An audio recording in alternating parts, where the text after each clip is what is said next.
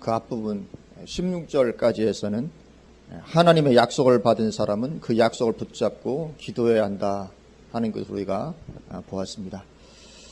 어떻게 한 주간에 약속을 붙잡고 기도하시는지 모르겠습니다. 하나님의 약속을 붙잡은 사람은 그 약속을 붙잡고 기도해야 하는 것을 우리가 살펴보았는데요. 하나님의 약속은 곧 기도회로의 초청과도 같은 것이죠. 야고보서 4장 2절에 너희가 얻지 못함은 구하지 아니하기 때문이요 라고 말씀합니다. 너희가 얻지 못함은 구하지 아니하기 때문이요. 약속이 주어지지 않아서 받지 못하는 것이 아니고 기도하지 않아서 받지 못하는 것이다, 그렇게 말씀을 하고 있습니다. 그래서 우리는 약속을 붙잡고 기도해야 될 줄로 믿습니다. 그래서 에스겔 36장 36절 37절에 너희 사방에 남은 이방 사람이 나 여호와가 무너진 곳을 건축하며 황폐한 자리에 심은 줄을 알리라. 나 여호와가 말하였으니 이르리라. 주 여호와께서 이같이 말씀하셨느니라. 그래도 이스라엘 족속이 이같이 자기들에게 이루어지기를 내게 구하여야 할지라. 아멘. 나 여호와가 말하였으니 이르리라. 그래도 이스라엘 족속이 이같이 자기들에게 이루어지기를 내게 구하여야 할지라. 하나님이 분명히 이루어 주시겠다고 약속을 하셨지만 그럴지라도 너희는 그렇게 이루어지도록 기도해야 된다, 그렇게 말씀을 해 주셨습니다. 그래서 다니엘이 이 약속을 붙잡고 기도했던 것이죠. 하나님은 그렇게 약속을 붙잡고 기도할 때 그 기도를 들으시고 응답하시는 하나님이십니다. 우리가 그렇게 하나님의 약속을 붙잡고 기도하면 하나님의 약속이 우리의 기도와 만나서 하나님의 역사를 이루어내게 되는 것이죠. 하나님의 약속과 우리의 기도가 만날 때 거기에 하나님의 역사가 이루어지게 됩니다. 요한복음을 보면 예수님도 유사한 말씀을 하셨죠. 요한복음 15장 7절에 너희가 내 안에 거하고 내 말이 너희 안에 거하면 무엇이든지 원하는 대로 구하라. 그리하면 이루리라. 너희가 내 안에 거하고 내 말이 너희 안에 거하면 무엇인지 원하는 대로 구하라. 그리하면 이루리라. 그렇게 말씀을 하고 있습니다. 이것은 약속의 말씀을 내 안에 소유하고 기도하는 것이 얼마나 능력 있는 하나님의 응답을 가져오게 되는가 하는 것을 보여주고 있는 것입니다. 그래서 오늘 본문에 있는 이사야 51장 앞부분에서는 하나님의 약속이 주어졌고, 그리고 이사야가 그 약속을 붙잡고 기도했었죠. 9절을 보면 여호와의 팔이여 깨소서 깨소서 능력을 베푸소서, 그렇게 이사야가 기도했습니다. 그 앞부분에 있는 하나님의 약속이 주어지고 이제 그 약속을 붙잡고 이사야가 하나님께 기도하는 거죠. 여호와의 팔이여 깨소서 깨소서 능력을 베푸소서. 그리고 오늘 본문은 그 기도에 대한 응답과도 같은 부분입니다. 이스라엘이 회복되게 될 것을 강력한 어조로 말씀하시죠. 이사야의 기도는 여호와의 팔이여 깨소서 깨소서로 시작했습니다.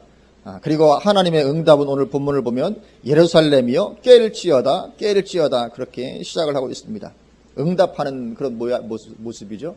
여호와의 팔이여 깨소서 깨소서. 그러니까 하나님은 예루살렘이여 깰지어다 깰지어다, 예루살렘이 회복될 것을 강력히 시사하신 말씀입니다. 오늘 17절 보면 여호와의 손에서 그의 분노의 잔을 마신 예루살렘이여 깰지어다 깰지어다 일어설지어다. 내가 이미 비틀거름 치게 하는 큰 잔을 마셔 다 비웠도다. 지금 이스라엘은 취하여 있는 상태입니다. 그런데 하나님께서 이제 깨우시는 것이죠. 이스라엘이 왜 취하게 되었습니까? 하나님의 분노의 잔을 마셨기 때문에 취했습니다. 하나님의 분노의 잔, 그 진노의 잔. 오늘 본문은 분노의 잔이라고 되어 있는데 진노의 잔이라고 하는 것이 더 참 어울리지 않겠는가 생각을 해보게 되는데, 어쨌든 하나님의 분노의 잔, 그 진노의 잔을 마셨기 때문에 그 이스라엘 백성들이 취하게 됐습니다. 예루살렘이 하나님의 진노하심 가운데로 들어가게 되었다는 것이죠. 그러면 왜 하나님의 분노의 잔을 그들이 마시게 되었습니까? 이유는 하나죠. 죄 때문입니다. 하나님을 떠나 사는 죄 가운데로 나아갔기 때문에 그들이 하나님의 진노의 잔을 마시게 되었던 것이죠. 하나님을 떠나 사는 죄 가운데로 나아가면 반드시 하나님의 진노의 잔을 마시게 되어 있습니다.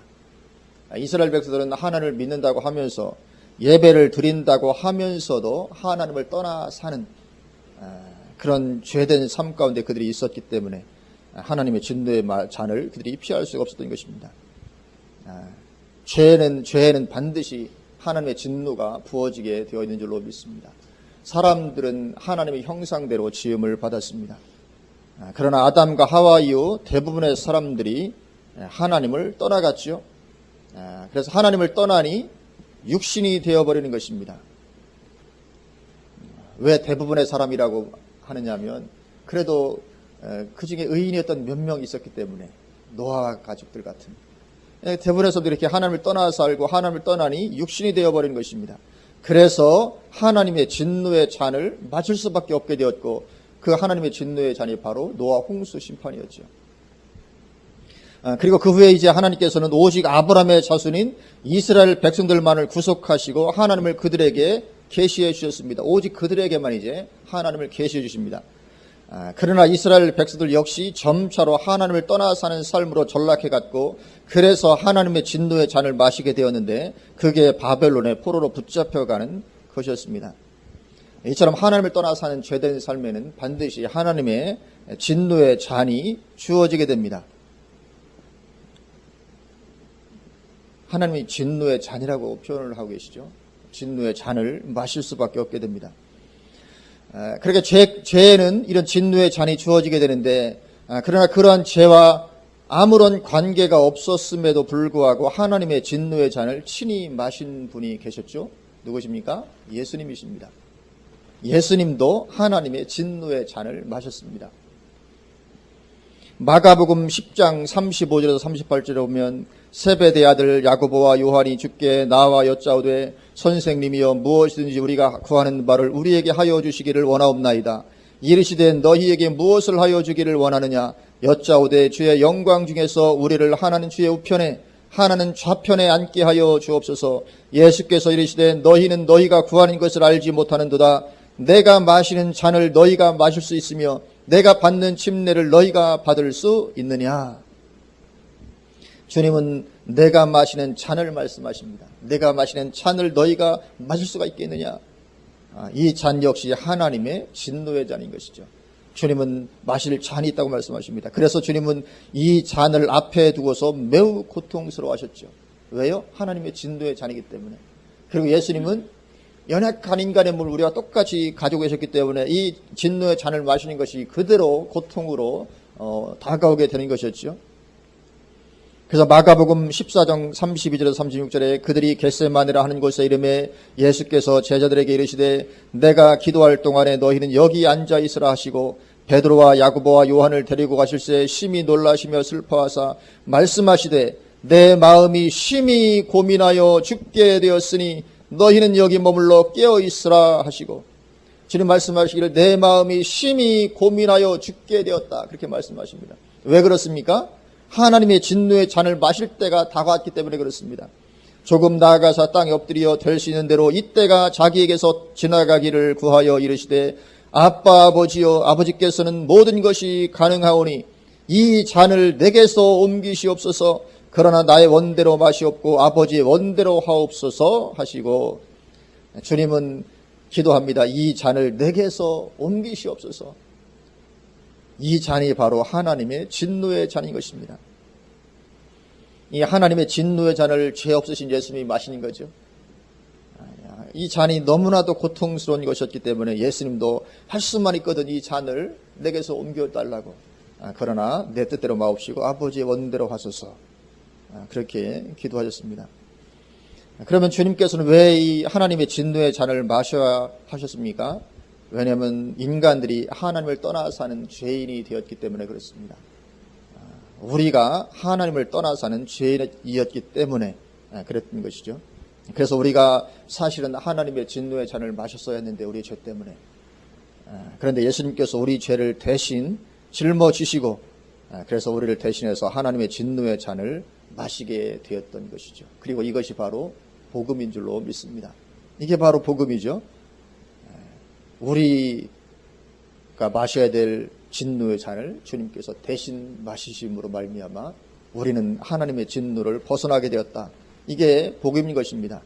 우리가 주님의 그 은혜로 말미암아 하나님의 진노에서 벗어나서 하나님의 사랑받는 자녀가 되어 살아가게 된 것이죠. 지옥에서 벗어나서 천국에 갈 수 있게 된 것입니다. 요한복음 5장 24절에 내가 진실로 진실로 너희에게 이르노니 내 말을 듣고 또 나 보내신 이를 믿는 자는 영생을 얻었고 심판에 이르지 아니하나니 사망에서 생명으로 옮겼느니라. 아멘. 주님께서 진노의 잔을 마셨기 때문에 이제 주님의 말을 듣고 믿으면 우리는 영생을 얻게 되고 심판에 이르지 아니하며 사망에서 생명으로 옮겨지게 된다. 그렇게 말씀을 하십니다. 그렇기 때문에 예수님을 믿지 않는 자는 이 하나님의 진노의 잔을 받을 수밖에 없는 거죠. 이것이 얼마나 끔찍하고 얼마나 두려운 것인지 모르는 것이죠. 이건 생각만 해도 너무너무 끔찍한 것입니다. 하나님의 진노의 잔을 받게 된다는 것은. 그래서 사람은 누구나 정말로 예수를 믿어야 될 줄로 믿습니다. 정말 예수님 믿어야 되고 우리가 예수님 믿었다는 것이 얼마나 엄청난 사건인지 모르는 것입니다. 그렇게 오늘 본문의 예루살렘은 죄로 인해서 하나님의 진노의 잔을 마셔야 했습니다. 어느 누구도 대신 마셔줄 수가 없는 것이죠. 그래서 하나님의 진노의 잔을 마셨습니다. 바벨론의 포로로 붙잡혀가게 된 것, 그것이 하나님의 진노의 잔이었습니다. 그리고 이제 바벨론에서 70년 동안 이제 포로되는 것으로 그 진노의 잔을 이제 충분히 마셨습니다. 하나님께서 주신 진노의 잔은 70년이었습니다. 그래서 충분히 마셨기 때문에 이제는 그 취한 데서 깨어나게 하시는 거죠. 이제 회복시키시는 것입니다.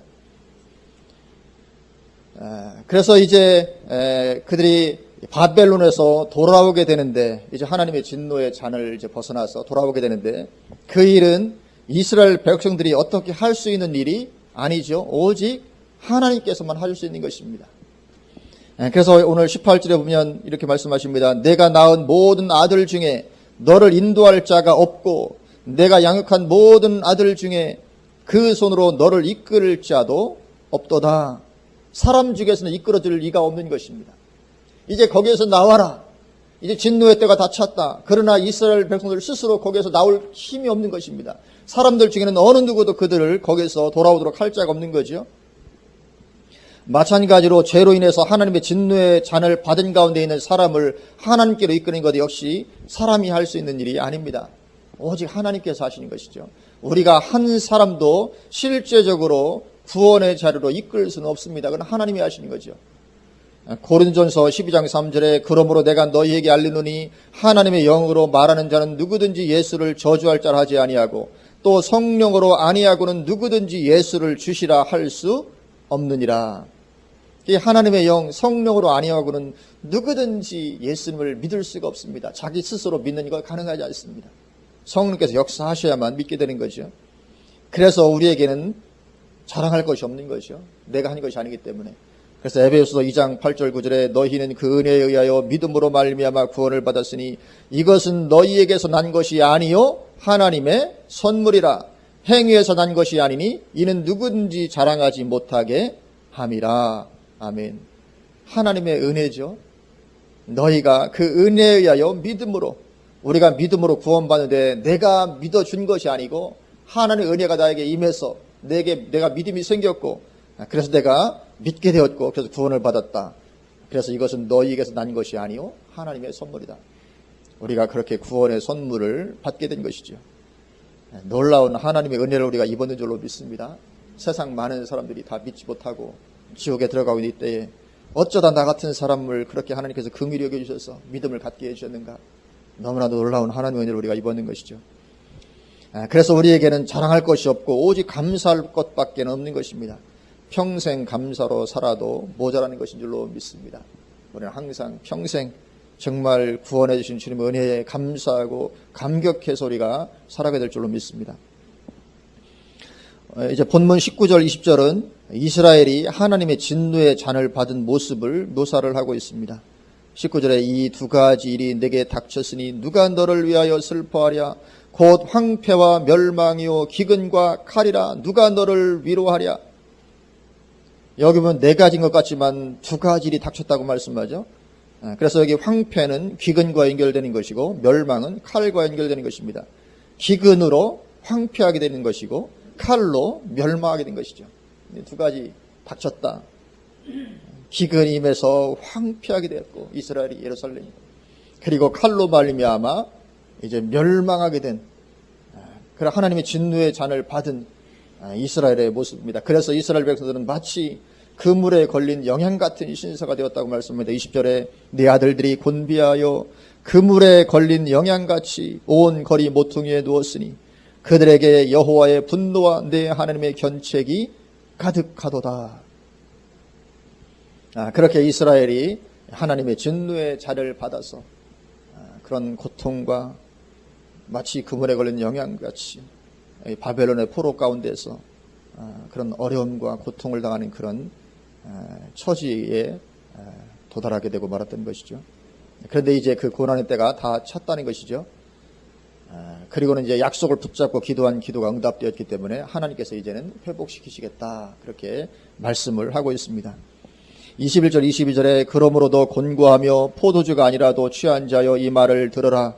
내 주 여호와 그의 백성의 억울함을 풀어주셨는데 하나님이 이같이 말씀하시되 보라 내가 비틀거름 치게 하는 잔 곧 나의 분노의 큰 잔을 내 손에서 거두어서 내가 다시는 마시지 못하게 하고, 이제 하나님께서 회복을 말씀하십니다.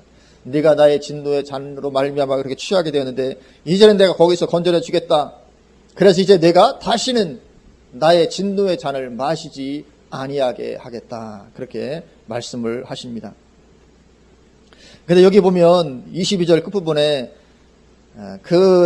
나의 분노의 큰 잔을 내 손에서 거두어서 내가 다시는 마시지 못하게 하겠다, 그렇게 하나님께서 말씀하시는데, 그러면 실제로 그렇게 되었는가 하는 거죠. 그러면 이스라엘 백성들이 바벨론 포로에서 돌아온 후에 그 이후에는 다시는 하나님의 진노의 잔을 마시지 않게 되었던가? 사실은 그렇지 않잖아요, 그죠? 그 후에도 이스라엘은 여러 차례 하나님의 진노의 잔을 마시고 마침내는 멸망해버리고 말았습니다. 그 이후에도 바벨론에 포로되어 고통했던 것처럼 로마에 의해서 극심한 고통을 당했습니다. 그것은 하나님의 진노의 잔이었습니다.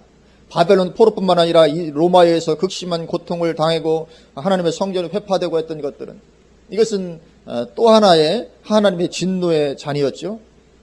어느 정도였느냐 하면 심지어는 예수님께서 눈물을 흘리실 정도였죠. 누가복음 19장 41절 44절에 보면 가까이 오사 성을 보시고 우시며, 예수님은 잘 우시는 분이 아닌데 예루살렘 성을 가까이 보면서 성을 바라보며 우셨습니다.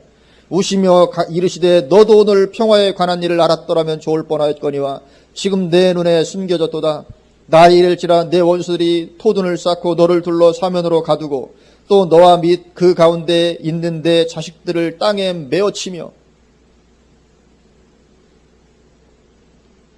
얼마나 무식한지 모릅니다. 또 너와 및 그 가운데 있는 내 자식들을 땅에 메어친다. 이게 뭐냐면 고대의 그 나라를 점령하고 나니까 혹시 나중에 이것들이 또 다시 일어날지 모르니까 남자들은 다 죽이는 거거든요. 어떻게 죽입니까? 애들 그냥 다리 붙잡고 머리를 그냥 땅에다가 말하자면 이게 패대기 치는 거죠. 그걸 말하는 거거든요. 이게 지금 그 말입니다. 자식들을 땅에 메어칩니다. 자식들, 그리고 또 너와 그 가운데 있는 자식들 땅에다 이렇게 메어치는 겁니다. 머리를 땅에 부딪히 머리가 깨져 죽게 하는 거죠. 사람들이 얼마나 참 악한지. 하나님의 진노의 잔 가운데 들어갔기 때문에 그런 거죠. 메어치며 돌 하나도 돌 위에 남기지 아니하리니 이는 내가 보살핌 받는 날을 알지 못함을 인함이니라 하시니라. 예루살렘 성에 대해서, 이스라엘 백성들에 대해서 주님께서 우시면서 하신 말씀입니다. 왜 그렇게 너희가 하나님의 진노의 잔을 다시 마시게 되는지 아느냐? 그것은 이는 내가 보살핌 받는 날을 알지 못함을 인함이니라. 여기 보살핌을 받다, 이것은 헬라어 에피스코페인데 방문하다, 그런 뜻입니다. 방문하다. 그러니까 하나님께서 이스라엘을 보살피시기 위해서 방문하셨는데 그것을 알지 못하고 여전히 영접하지 아니하고 죄 가운데 그냥 빠져 있는 거죠. 그래서 하나님의 진노의 잔을 받게 되는 것이죠. 이처럼 이스라엘은 포로에서 돌아온 후에도 여전히 하나님의 진노의 잔을 또 받게 됩니다. 그렇기 때문에 오늘 본문 22절에서 다시는 하나님의 진노의 잔을 받지 않도록 하시겠다는 이 말씀은 종말론적 관점으로 해석해야만 해석이 되는 것이죠. 지금 이스라엘이 바벨론의 포로가 된 것은 마지막 때의 교회가 적그리스도의 세력에게 붙임받아 고통받게 될 것에 대한 예표로 주어져 있는 것이죠.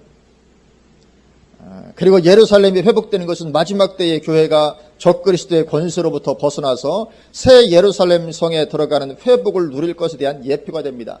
그래서 천년왕국을 새 예루살렘 성, 새 하늘과 새 땅을 새 예루살렘 성이다 그렇게 표현하고 있는 것입니다.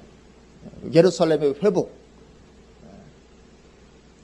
오늘 본문이 그것에 대한 예표가 되는 것이죠. 그렇게 마지막 때의 교회는 하나님의 진노의 잔을 마신 이스라엘 백성들과 같이 된다 그것이죠. 마지막 때의 교회는 마치 오늘 본문에 이스라엘이 하나님의 진노의 잔을 받아서 바벨론의 포로가 되었던 것처럼 똑같이 그렇게 하나님의 진노의 잔을 마신 가운데 들어가게 된다는 것입니다. 마지막 때의 교회는. 그게 뭡니까? 그게 대환란이죠. 그게 대환란입니다. 그래서 마지막 때의 교회가 하나님의 진노의 잔을 마시는 것 같은 대환란 가운데로 들어가게 되는 것입니다. 그런 왜 마지막 때의 교회는 그런 대환란 가운데 들어가야 되는가? 그것은 아마도 마지막 때의 교회가 크게 배교하게 되기 때문일 것입니다. 데살로니가 후서 2장 1절에서 3절에 형제들아 우리가 너희에게 구하는 것은 우리 주 예수 그리스도의 강림하심과 우리가 그 앞에 모임에 관하여 영어로나 또는 말로나 또는 우리에게서 받았다는 편지로나 주의 날이 이르렀다고 해서 쉽게 마음이 흔들리거나 두려워하거나 하지 말아야 한다는 것이라.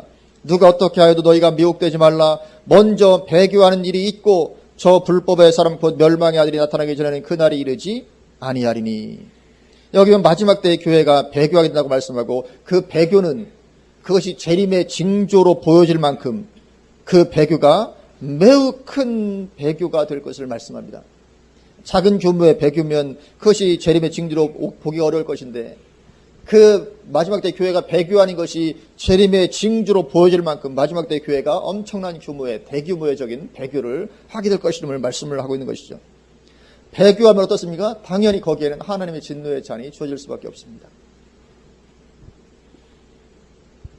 물론 배교하지 않은 교회들도 있겠지요. 아니 배교하지 않는 교회들 있는데 그럼 다 같이 진노의 잔을 마시면 좀 불공평한 것이 아니겠느냐. 그렇게 생각할지 모르지만 그러나 구약 이스라엘이 하나님의 진노의 잔을 마실 때도 역시 이스라엘 가운데는 배교하지 않는 자들이 남은 자들이 있었지요. 100% 다 그렇게 죄 가운데 있었습니까? 그렇지 않습니다. 항상 남은 자는 있습니다. 그래서 이스라엘이 바벨론의 포로가 될 때에도 이스라엘에는 여전히 믿음을 지키는 남은 자들이 그 가운데 있었습니다. 그러나 그럴지라도 전체적으로 볼 때 배교 가운데로 나아가니까 진노의 잔을 마실 수밖에 없게 되는 것이죠. 그래서 대표적인 인물이 누굽니까? 다니엘 같은 인물이잖아요. 다니엘과 그의 친구들. 다니엘도 포로로 붙잡혀간 사람이거든요. 다니엘과 그의 친구들 같은 이런 남은 자의 신앙을 가진 사람들도 똑같이 포로로 붙잡혀가게 되었습니다. 예외가 주어지지 않았습니다. 그래서 남은 자가 있을지라도 진노의 잔은 부어지게 되는 것입니다. 왜냐하면 어느 심판의 시기에는 항상 남은 자들이 있습니다. 그렇다고 해서 하나님께서 남은 자들 때문에 하나님의 진노의 잔을 거두시느냐? 그렇지 않다는 거죠. 진노의 잔은 부어지게 되는 것입니다.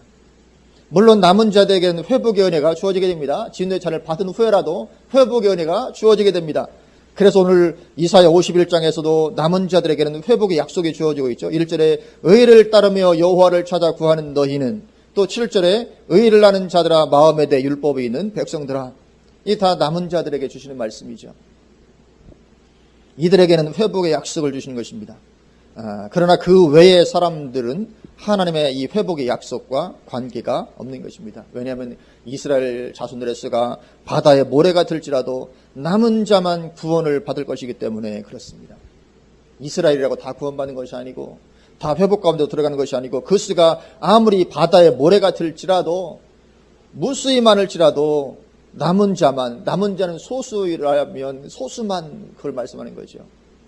바다의 모래 같은 사람들 다 구원받는 것이 아니고 남은 자만 구원을 받을 것이다. 이것은 지금도 마찬가지여서 교회 다닌다고 다 하나님의 약속을 유업으로 받을 자가 아닌 것입니다. 남은 자의 신앙을 가진 사람만이 하나님의 약속을 받게 되는 것이죠. 그렇게 하나님의 때가 찾아 하나님은 이스라엘에게 내리셨던 진노의 잔을 거두십니다. 이제 거두시는 거죠.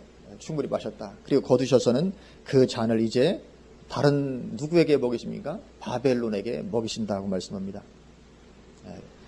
그 잔을 거두어서 이제는 바벨론에게 먹이십니다. 왜 그렇게 하십니까? 왜냐하면 바벨론은 철저하게 하나님의 대적자이기 때문에 그렇습니다. 이스라엘은 사실 하나님의 백성이었는데 죄를 범하여서 하나님께서 진노의 잔을 주시는데 바벨론은 처음부터 끝까지 철저하게 하나님의 대적자입니다. 그러니 당연히 훨씬 큰 하나님의 진노의 잔을 받을 수밖에 없는 거죠. 그래서 그 잔을 거두어서 이제 바벨론에게 진노의 잔을 주시는 것입니다.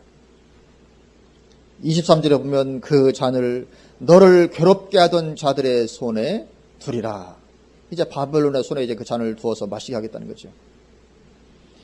그런데 여기 바벨론은 마지막 때 적그리스도 왕국의 예표가 되는 것이죠.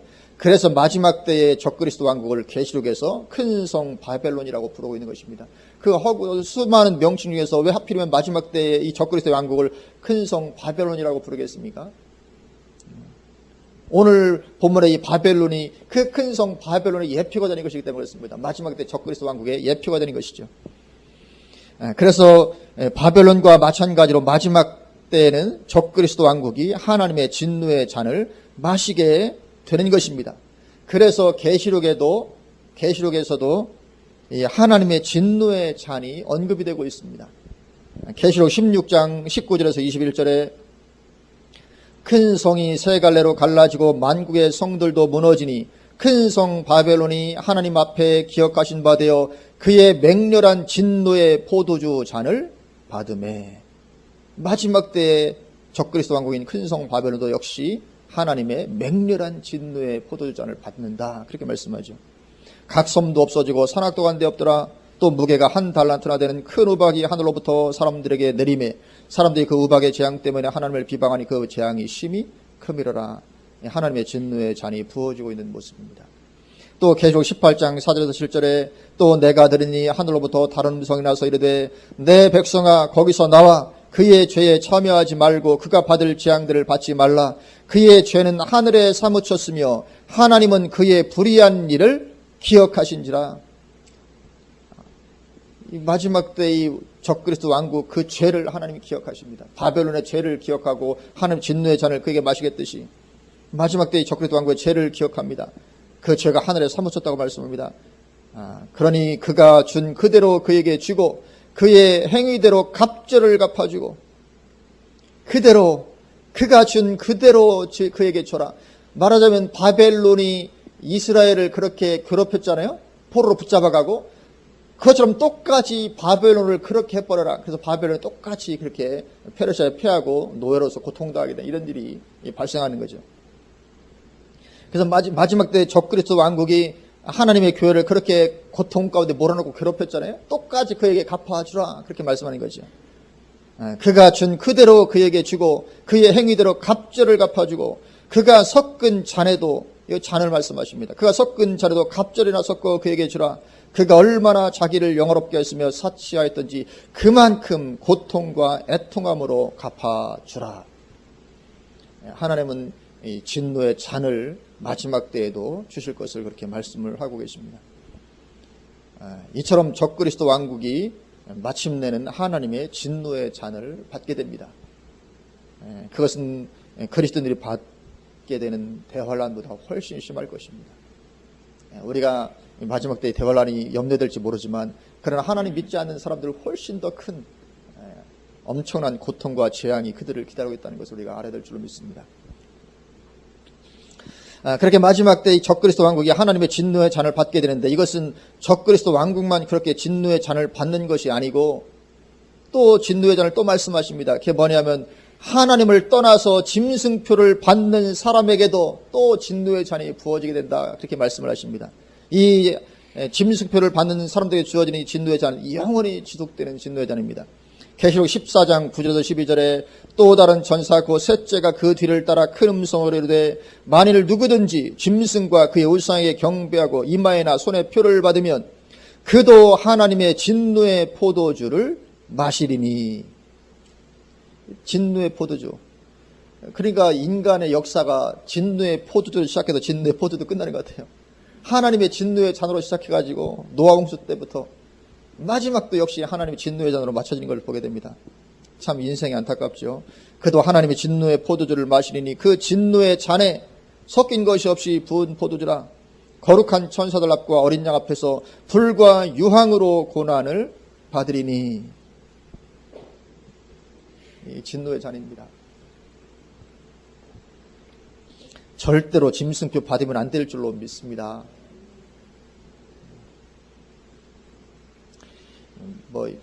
베리칩이 짐승표는 아니냐 그런 논란에 우리가 휘둘릴 이유는 없습니다.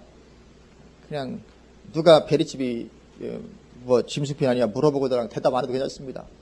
그냥 나는 베리칩이 짐승편이 아닌지 모른다. 그렇지만 어쨌든 나는 내 몸속에 뭔가 집어넣는 뭔가 있다면 나는 안 받을 거다.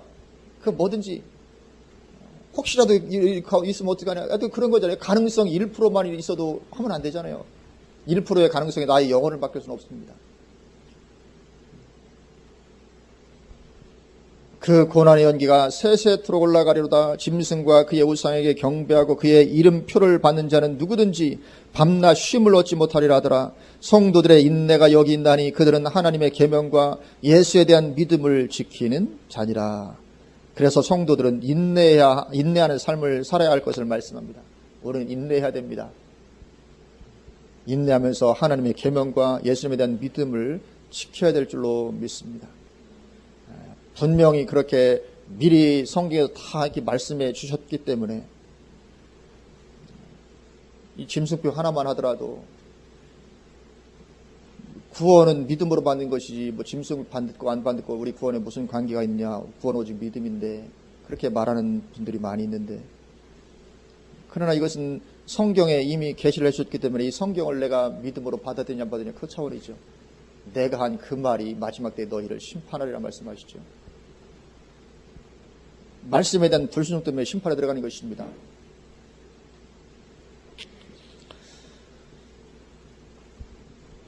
그래서 그렇게 적그리스도 왕국이 하나님의 진노의 잔을 받게 되고 전세가 역전되는 것입니다. 이제 전세가 역전되는 것이죠. 남은 자 믿음을 지킨 그리스도인들은 이제 새 예루살렘 성의 영원한 회복 가운데로 들어가게 되지만 이 세상은 하나님의 진노의 잔을 받게 되는 것이죠. 그렇기 때문에 우리는 첫째로는 하나님을 떠나 사는 죄로 인해 하나님의 진노의 잔을 받는 자가 되지 말아야 될 줄로 믿습니다. 우리는 절대로 하나님 떠나 살아서는 안 될 줄로 믿습니다. 어쨌든 상황이 어떻게 돌아가든 우리는 어쨌든 하나님 안에서 하나님과 동행하는 삶을 추구해야 될 줄로 믿습니다. 하나님 떠나 사는 죄된 삶으로 말미암아 진노의 잔을 받으면 안 되겠고, 그리고는 이제 하나님의 회복을 바라보며 우리에게 약속된 회복이 있습니다. 회복을 바라보며 오늘날의 현실, 다가올 현실들 믿음으로 이겨내는 그런 힘과 용기를 얻어야 될 줄로 믿습니다. 회복의 때를 바라보면서 현실을 이기며 감내하며 살아가는 것이죠. 왜냐하면 이거 잠깐 지나면 엄청난 그런 영광스러운 때, 이 회복의 때가 나를 위해서 예비되어 있다. 그걸 바라보면서 얼마든지 우리가 현실을 이겨나갈 힘과 용기를 얻는 것이죠. 하나님은 우리 편에서 일하시며 반드시 역사해 주시고 회복시켜 줄 줄로 믿습니다. 그렇기 때문에 우리가 믿음을 떨어뜨려서 낙심과 좌절 가운데 있으면 안 될 줄로 믿습니다. 우리가 주의해야 될 가장 큰 것이 바로 낙심과 좌절입니다. 정말 우리가 제일 주의해야 되는 것이 바로 그것입니다. 우리가 하나님을 향해서 의심과 낙심, 좌절 가운데 있으면 안 될 줄로 믿습니다. 혹시라도 내가 하나님에 대해서 의심이 있고 낙심과 좌절 가운데 있으면, 내가 구원받지 못한 것 가운데 있으면 그것이 사실이기 때문에 그런 것이 아니고 내가 너무 하나님을 찾고 추구하지 않아서 그런 것입니다. 매일매일 하나님을 찾고 추구하며 그의 말씀 가운데 머물러 있으면 그런 의심과 낙심 좌절이 머물 틈이 없는 줄로 믿습니다. 그런 마음이 되거들랑 당장 하나님을 찾아가야 되는 것이죠. 하나님 안에 들어가서 또 말씀 펴놓고 주님의 안에 들어가서 하나님 안에서 안식하는 그런 시간들을 가져야 되는 것이죠. 그래서 이사야를 통해서 계속 하나님 우리에게 말씀해 주시고 계신 것입니다. 그런 하나님의 말씀을 붙잡고 우리가 기도해야 될 것이고, 그런 말미암아서 이제 확신과 소망이 우리 가운데 넘치게 되기를 주님의 이름으로 축원을 드립니다. 그럴 뿐만 아니라 우리가 약속을 붙잡고 기도하기 때문에 기도의 응답 역시 우리 가운데 넘치게 될 줄로 믿습니다. 그래서 우리가 항상 하나님 안에서 승리하는 그런 삶 되시기를 주님의 이름으로 축원을 드립니다. 아멘. 기도하시겠습니다.